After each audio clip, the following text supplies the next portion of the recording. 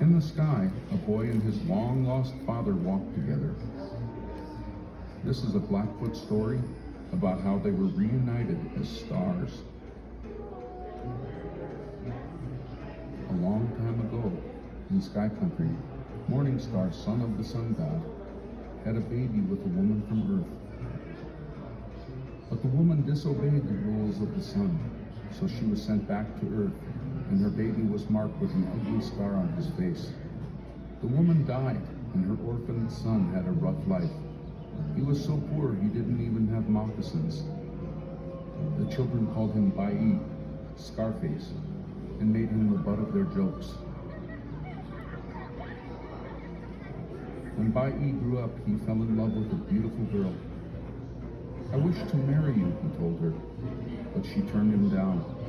"I couldn't even consider your proposal," she said, "unless you remove that ugly scar from your face." Bai was so sad, he turned to his only friend, an old medicine woman. "How can I get rid of my scar?" he asked her. She told him that the sun god had given him the scar, and only the sun god could remove it. So Bai decided to go to the home of the sun god. He set out on a long and difficult journey across the plains and through the mountains. Finally, he reached the big water. For 3 days and nights, Bai fasted and prayed. On the 4th day, a bright trail appeared over the water. Bai climbed the trail to Sky Country. The sun god didn't recognize his grandson and was very angry to see a creature from Earth in his domain. "I will kill him," he said to the moon, his wife, "for he comes from a good-for-nothing race." But the moon stepped in and saved Bai's life. Then a handsome, beautifully dressed young man appeared. It was Morningstar, Bai's father. Bai told him about the girl who had rejected him. Morningstar felt sorry and promised to help.